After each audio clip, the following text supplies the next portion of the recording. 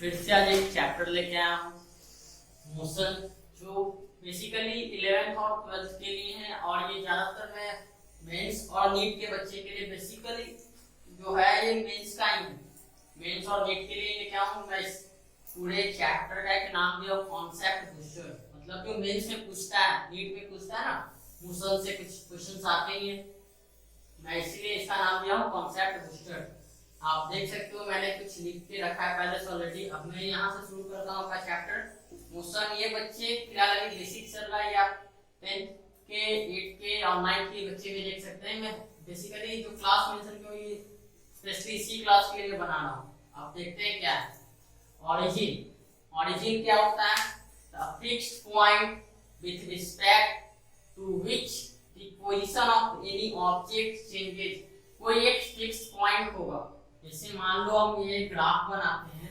अब ग्राफ बनाते हो ये तो बीच में ये सेंटर एरिया आपका क्या हो जाता है, ऑरिजिन इसको दिखाते हैं ना, एक सेंटर को डिनोट करते हैं कि ऑरिजिन से दिखाते हैं कि हाँ ये ऑब्जेक्ट का क्या है, ऑरिजिन है, एक फिक्स पॉइंट है जिससे क्या होता है ऑब्जेक्ट चेंज करता है, अपना क्या पोजीशन चेंज करता है। दूसरा है मेरा डिस्टेंस। दूसरा टॉपिक क्या है मेरा? डिस्टेंस। डिस्टेंस क्या है? Distance is the actual length of the part covered by a body during the whole journey without taking into consideration its direction. Distance आप क्या हो गया? मान लो कहीं जा रहे हो तो कोई एक फिक्स डायरेक्शन होगा, फिक्स डिस्टेंस होगा ना। से अगर आप लिखना चाहते हो ये ओरिजिन तो लिख लो, मैं इसको रिमूव कर रहा हूँ। आप लिखना चाहते हो तो लिख लो, 2 मिनट में छोड़ता हूँ, 2 सेकंड के लिए आप लिख लो। मैं अब इसको रिमूव करता हूँ, यहाँ पे मैं डिस्टेंस समझाता हूँ।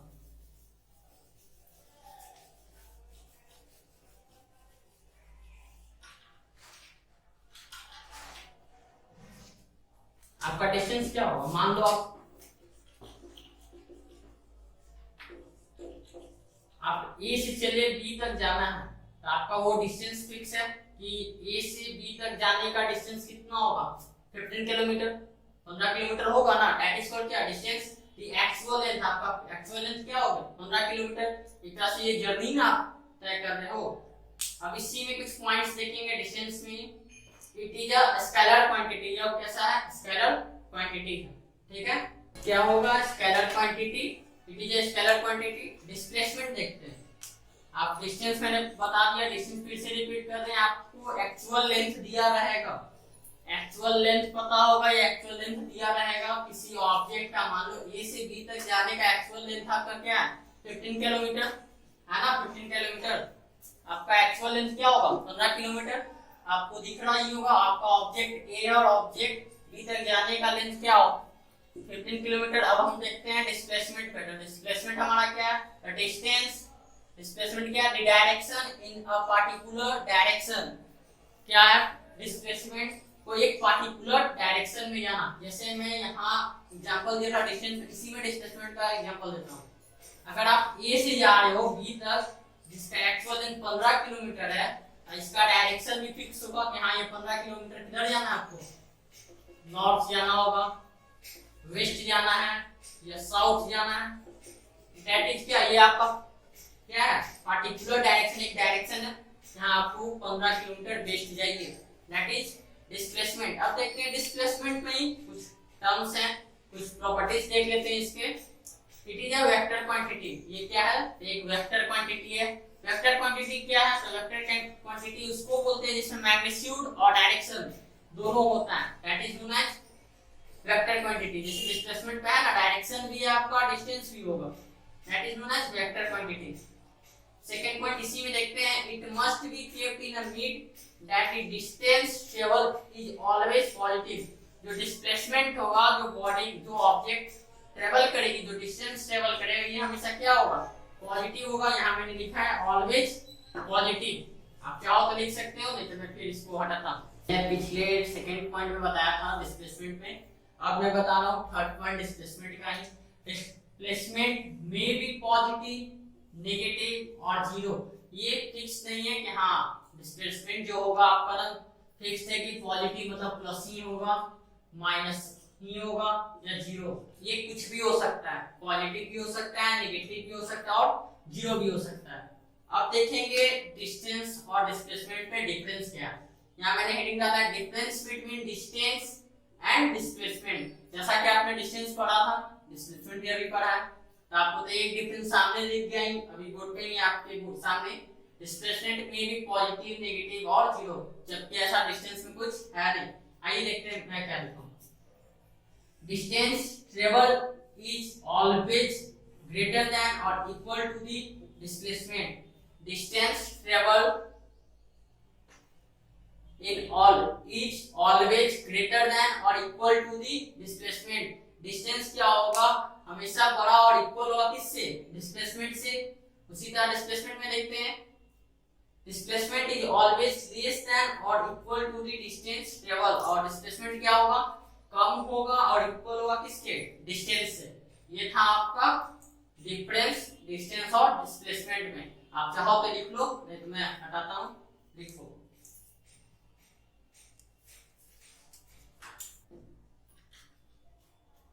अब देखेंगे condition under which distance displacement become same. अब ये देखेंगे कब डिस्टेंस और आपका डिस्प्लेसमेंट क्या हो, एक दूसरे के बराबर मतलब सेम हो।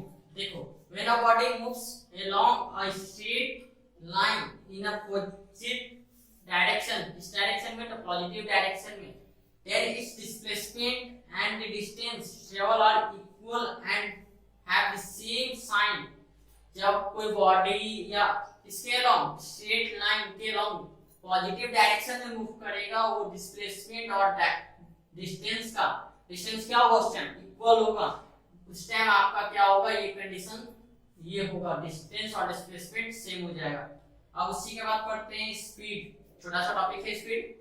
The rate of change of distance, the rate of change of distance. अगर आप किसी डायरेक्शन में जा रहे हो या किसी, मान लो अगर आप यहाँ को, आप यहाँ जा रहे हो बाइक से जा रहे हो, तो पहले आपका स्पीड कितना होगा 10, बाद में कितना होगा 20।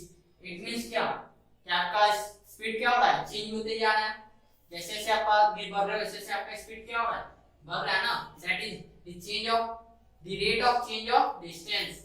इसके बाद मैंने फॉर्मूला लिखा है स्पीड का, यहाँ देखो स्पीड का फॉर्मूला क्या होगा, डिस्टेंस कवर बाय टाइम। आप कितना डिस्टेंस कवर कर रहे हो कितना टाइम में, आपको दिया रहेगा, मान लो आपका डिस्टेंस रहेगा 15 मीटर पर सेकेंड, टाइम दिया रहेगा मान लेते हैं 15 ही, और बोलेगा स्पीड निकालो। स्पीड निकालने के लिए क्या करेंगे, ये फॉर्मूला लगाएंगे, 15/15 कट के कितना हो गया 1। आपका स्पीड कितना हो गया 1। ये था आपका स्पीड। के बाद स्पीड का ऐसा यूनिट क्या होता है, तो मीटर पर सेकेंड होता है। सिंबल देखिए आप, और 1 किलोमीटर पर आवर को मीटर पर सेकेंड में चेंज करने के लिए किससे इंटू करते हैं, 5/18 से, 5/18 से करते हैं। 1 किलोमीटर पर आवर को किस में चेंज करना हो, मीटर पर सेकेंड में। तब अब चाहो तो लिख लो, नहीं तो मैं फिर हटाता हूं, हटाते हैं। अब हम क्या पढ़ाएंगे, एवरेज स्पीड। जैसे अभी मैंने स्पीड पढ़ाया, उसी में एक टॉपिक मैंने निकला, मेरी हिसाब से एवरेज स्पीड पढ़ा देना चाहिए, इसलिए मैं पढ़ा रहा हूँ एवरेज स्पीड में। एवरेज स्पीड में इनिशियल स्पीड पढ़ा रहे हैं और फाइनल स्पीड के बारे में बताएंगे। ये रहा आपका इनिशियल स्पीड और ये रहा आपका फाइनल स्पीड। एवरेज स्पीड देखने का तरीका होता है। एवरेज स्पीड में टोटल डिस्टेंस ट्रेवल बाय या divided by total time. Means इसका फार्मूला क्या हो जाएगा, total distance divided by total time. It means करने का मतलब क्या, अगर आप जितना मतलब आपका टोटल डिस्टेंस कितना होगा 150 मानते हैं, और टाइम कितना होगा 30, कट कीजिएगा 5 बार में कट हो जाएगा, तो आपका एवरेज स्पीड कितना आ गया 5 निकल जाएगा ना। ठीक है ना, एवरेज स्पीड में तो दिक्कत नहीं है। अब इनिशियल स्पीड देखते हैं। इनिशियल स्पीड किसको कहते हैं, इनिशियल स्पीड को जाहिर से आपको पता होगा, यू से डिनोट करते हैं। देखते हैं इसमें क्या होता है। The speed with which a body start its motion in the beginning, वो क्या होगा, आपका बॉडी क्या होगा, मोशन में होगा शुरू होने से पहले। It is denoted by you, और इसको किससे डिनोट करते हैं? यू से। It is zero whenever body start from rest. अगर कोई बॉडी यहाँ से स्टार्ट होगा यहाँ जाने के लिए, जब ये स्टार्ट होगा तो इस टाइम इसका यू का वैल्यू क्या होगा? जीरो होगा, ठीक है ना। यहाँ जब जाने से पहले क्या होगा? इसका यू इनिशियल वेलोसिटी क्या होगा? इनिशियल स्पीड क्या होगी? जीरो होगी, ठीक। अब उसी तरह फाइनल स्पीड देखते हैं। The speed which is acquired by the body after its start, body जब यहाँ से यहाँ आ गई तब क्या होता है? तब when a body finally comes to rest, final speed is zero। इसको किससे डिनोट करते हैं? v से। फाइनल स्पीड को किससे डिनोट करते हैं? v से, ठीक है ना। फाइनल स्पीड को किससे डिनोट करते हैं? v से डिनोट करते हैं। यहाँ तक में किसी को कोई दिक्कत नहीं होगा। अब देखो यहाँ मैंने एक लाइन लिखा है ना, body finally comes to rest. अगर कोई बॉडी फाइनली कब रेस्ट में आ जाए, मतलब जो मोशन में रहेगा, मान लो ये बॉडी मोशन में था, अभी आकर आराम से रेस्ट में हो गया, मतलब कांस्टेंट हो गया। इट्स फाइनल स्पीड, और इसका स्पीड क्या हो जाएगा? जीरो। मान लो ये x बॉडी है, इसका स्पीड क्या हो जाएगा? जीरो। देख लो, इसमें से कोई दिक्कत है तो बोलो, फिलहाल लिख लो। मैं इस पे एक क्वेश्चन बताता हूँ, 2 सेकंड से टाइम लगा, लिखिए। हटाते हैं। देखो अब हम यहाँ क्या पढ़ा रहे हैं। अभी थोड़ी देर पहले मैंने वेक्टर क्वांटिटी, स्केलर क्वांटिटी का नाम दिया था। बहुत सारे बच्चों को ये नहीं पता होगा कि स्केलर क्वांटिटी क्या होता है और वेक्टर क्वांटिटी किसको बोलते हैं। मैं पहले स्केलर क्वांटिटी को डिफाइन करता हूँ, ठीक है ना। स्केलर क्वांटिटी क्या होता है? देखो, scalar quantity those which have magnitude only, जिसके पास क्या हो? सिर्फ मैग्नीट्यूड हो, that is known as scalar quantity। Vector quantity क्या होगा? जाहिर सी बात है, देखो यहाँ पे क्या लिखा है, but vector quantity have both magnitude and direction। Vector quantity के पास क्या होगा? मैग्नीट्यूड भी होगा as well as डायरेक्शन भी होगा, ठीक। that is quantity. ये क्या था? क्वांटिटी के दो भाग थे, स्केलर और वेक्टर, जो आपको हर एक, जैसे डिस्टेंस का, डिस्टेंस क्या है तो distance is scalar quantity, displacement क्या है तो डिस्प्लेसमेंट इज वेक्टर क्वांटिटी। जैसे ये मैं लिखा हुआ तो बहुत बच्चे को नहीं समझ में आया, इसलिए मैं इसको थोड़ा समझा दिया। अब आइए आपका modulus of vector. Modulus of vector क्या होता है? The magnitude of vector, magnitude vector का magnitude, that is known as modulus of vector. अब देखते हैं, इसी में मैंने मोशन शुरू किया था, स्टार्टिंग में से छूट गया। मोशन अभी डिफाइन नहीं किया, आगे डिफाइन कर देंगे। मोशन क्या होता है? मोशन में दो टाइप्स होते हैं, यूनिफॉर्म मोशन और नॉन यूनिफॉर्म मोशन। देखते हैं नॉन यूनिफॉर्म मोशन क्या होता है।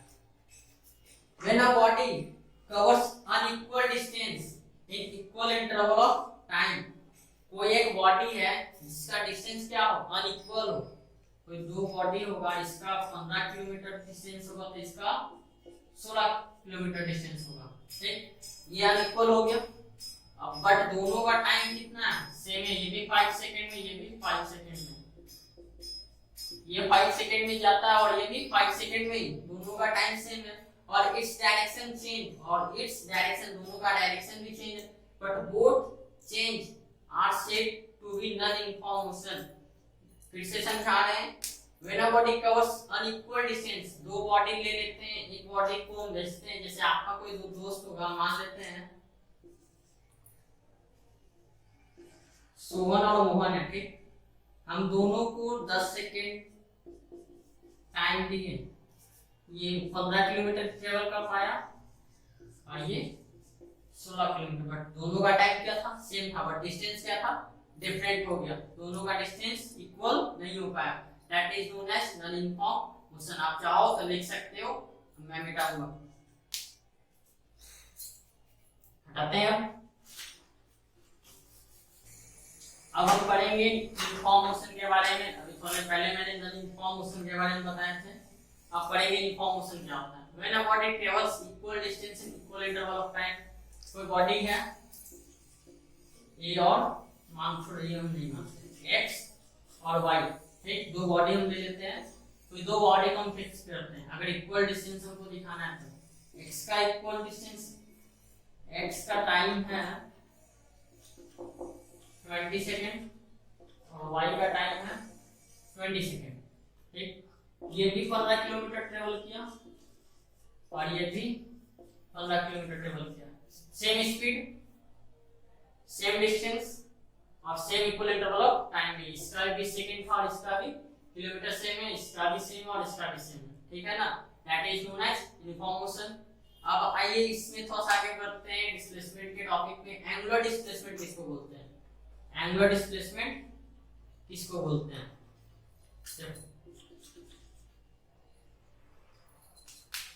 The rate of change of angular displacement, ये क्या करता है? रेट ऑफ चेंज कर देता है एंगुलर डिस्प्लेसमेंट को, ठीक है ना। ये चेंज होती रहती है। अब इसके बाद एक्सेलरेशन करते हैं।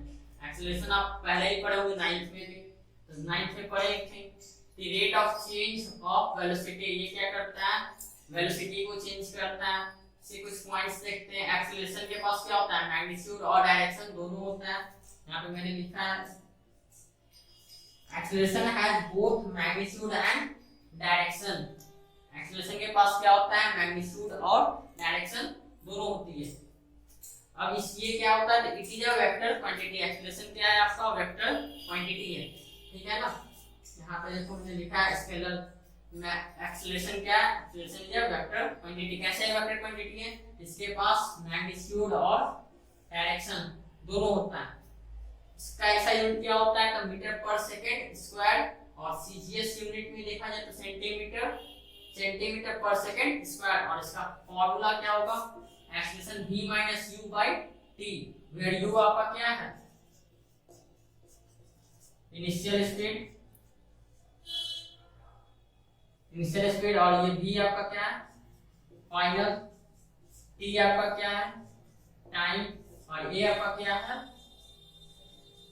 एक्सेलरेशन। आप यहाँ लिख सकते हो, जैसे इसमें मैं रिमूव कर रहा हूँ, लिखना चाहते तो लिख लो, इसमें अभी बता रहा हूँ।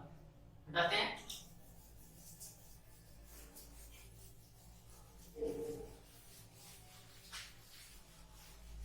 आपको v माइनस यू बटा टी है।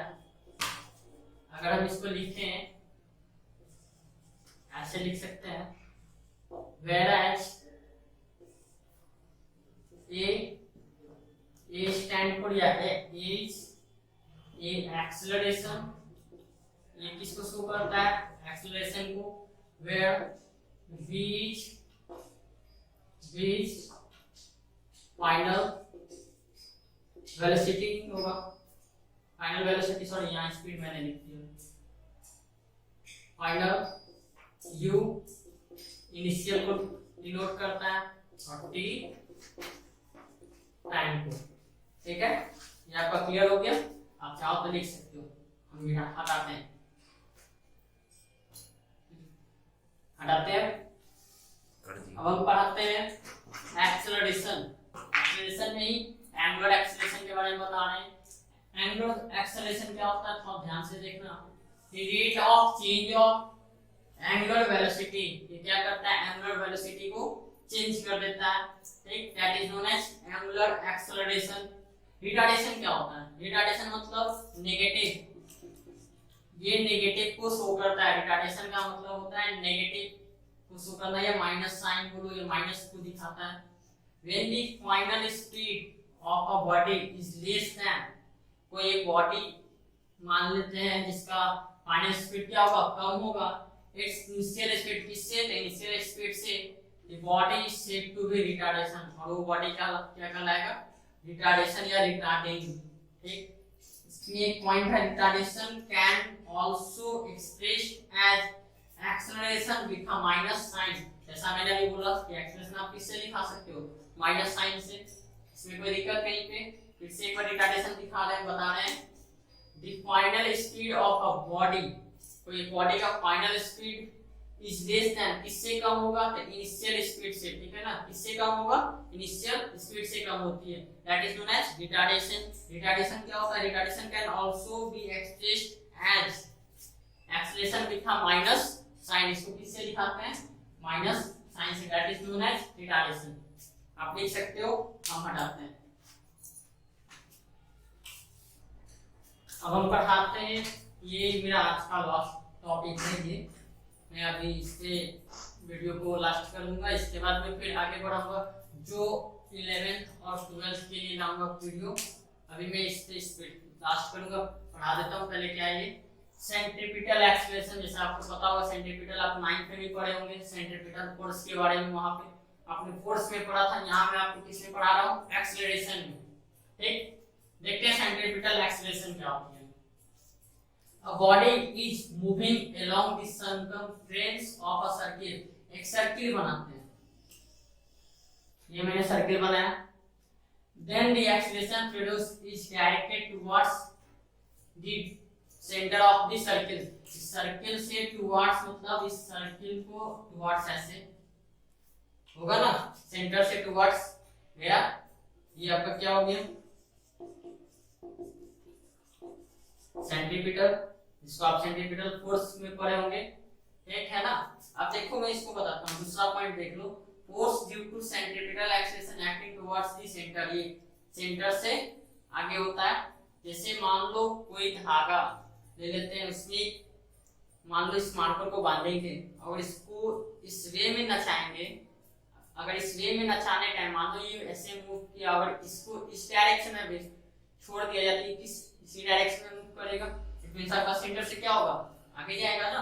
मान लो इस मार्कर को हटाते हैं, इसको देखो, ये सर्किल राउंड में इसको घुमाएं। घुमाने के बाद हम यहाँ पे आते के साथ मार्कर को इस धागे को छोड़ दीजिए, किधर मूव कर जाएगा, इधर मूव कर जाएगा। वही यहाँ बोल रहा है कि acceleration produced directed towards the centre. ये सेंटर से क्या हो गया, टुवर्ड्स हो गया ना, दैट इज सेंट्रीपिटल फोर्स। ये है मेरा टॉपिक आज का इंटू हुआ। ये वीडियो में मोशन में मेरा आज का जो थीम था या एम बोलो, जो भी बोलो तुम, कॉन्सेप्ट बूस्टर, ये मैंने मोशन का छोटा सा बेसिक दिया। मैं कोई भी टॉपिक पढ़ाऊंगा या कोई भी चैप्टर पढ़ाऊंगा, मेरा पहला रहेगा बेसिक बताना, फिर मैं उसका लेवल बढ़ाऊंगा। जैसे अभी मैंने बेसिक दे दिया, 10th तक का जो भी हो, 11th तक का जो भी हो दे दिया मैंने। मेंस और नीट पढ़ा लेंगे, इसलिए थोड़ा सा बेसिक बता दिए कि यहाँ से भी क्वेश्चन आते हैं, थ्योरेटिकल से भी क्वेश्चन आते ही आते हैं। बच्चे को पता नहीं होते और वो बोलते हैं कि ये सिलेबस से बाहर है। ये मैंने बेसिक बता दिया। जो मेरा नेक्स्ट वीडियो आएगा आपका फुल्ली कॉम्पिटिटिव होगा, इसलिए नेक्स्ट वीडियो जरूर देखना। लास्ट में मेरे वीडियो को सब्सक्राइब करो, लाइक करो, शेयर करो। आप कमेंट में क्वेश्चन पूछो, कमेंट में हम आंसर करते हैं। आप क्वेश्चन करो, आप क्वेश्चन कीजिएगा, तभी तो हमको पता चलेगा कि हाँ क्या आप समझे क्या नहीं। आप क्वेश्चन नहीं करते हो, क्वेश्चन कीजिए। हर एक को मैं बोलता हूँ क्वेश्चन कीजिए। जो भी मेरे वीडियो देखते हो आप क्वेश्चन करो, लास्ट में क्वेश्चन करोगे मैं आंसर करूंगा, ठीक है ना। ठीक है, थैंक यू।